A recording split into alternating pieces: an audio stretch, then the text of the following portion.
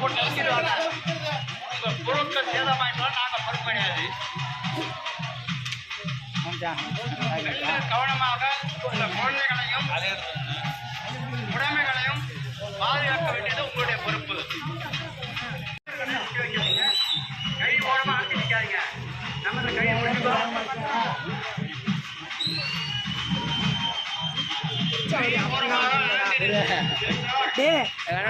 பழி வாங்குற மாதிரி தான் நான் இதை தூக்கவே மாட்டேன்.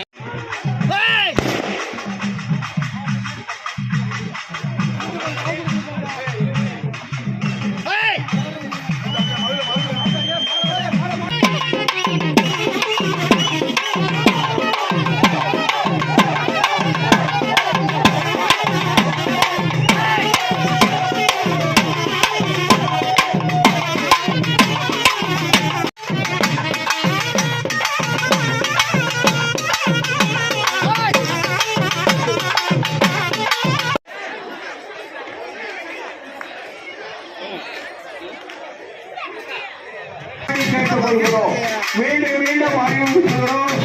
அதாவது தீக்குளிக்கு வலது புறம் யாரும் பெண்களோ ஆண்களோ யாரும் நிற்காதீங்க. ஏன்னா ஒவ்வொருத்தங்களும் அவங்க தீ கரகம் எல்லாம் இப்பொழுது தீக்குழியை நெருங்கி கொண்டிருக்கிறது. ஆனால் பக்தர்கள் அனைவரும் அமைதி காத்து இந்த தீமிதி திருவிழாவை சீரும் சிறப்புமாக பணியாற்றிக் கொண்டிருக்கிறார்கள் என்பதை தருணத்திலே நம்முடைய நிர்வாகத்தின் சார்பாக சக்தி கழகம் இப்பொழுது தீயில் இறங்கியிருக்கிறது. ஆனால் சென்பது ஒரு இன்னும் மணித்துளிகள்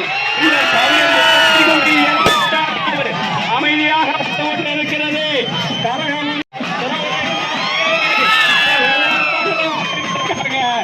ஆதனாலே இப்பொழுது அக்னி பற்றி அடுத்து அவர்களுக்கு இல்லாமல் ஏதாவது பாடகம் கொடுத்து கோயிலுக்காக சொல்கிறோம். மாமா அவர்கள் தீக்குழியில் இருந்து வந்துவிட்டார்கள். ஆனால் இந்த அம்மனுடைய அருள் இந்த வருடம் நமது ஒத்துழைப்பு கொடுத்தது போல் இப்போது ஒவ்வொருத்தராக நீங்க அமைதியாக இருந்தீர்களே. அந்த தீக்குழியிலிருந்து ஒவ்வொருவரும் வரும்போது நாம் இப்ப மனோகர் தீக்குழியை தாண்டி வந்திருக்கிறார். அடுத்த சரவணம் வரும் பொழுது ஒவ்வொருவரும் அந்த கொடுப்பவர்கள் தயவு கூர்ந்து இங்கே சாமி எதுக்க போய் தொல்லை கொடுக்காதீங்க. நீங்க பண்ண பாருங்க வந்து கொண்டிருக்கிறார்கள். அவர்களுக்கு பானகம் கொடுப்பவர்கள் தயவு கூர்ந்து இந்த தீமிதி திருவிழா மிகவும் சிரமமாக நடைபெற்றுக் கொண்டிருக்கிறது. ஆனால் தயவு கூர்ந்து அவர்களை ஒன்றோடுடன் பார்க்கும்படி உங்களை பணிவன்புடன் கேட்டுக்கொள்ளும்படி உங்களை பணிவன்புடன்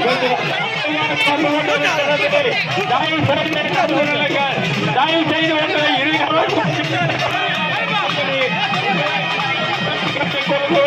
அவர்களால் ஏற்றக்கூடிய வழக்கு கட்டினாலே வந்துவிட்டார்கள் என்பதை நான்காவது அளவுக்காக வந்து கொண்டிருக்கிறது. தயவு கூர்ந்து கொஞ்சம் அமைதி காக்கும்படி பணிவன் கூட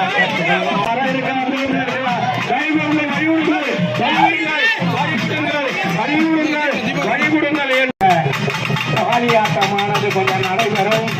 அது நடை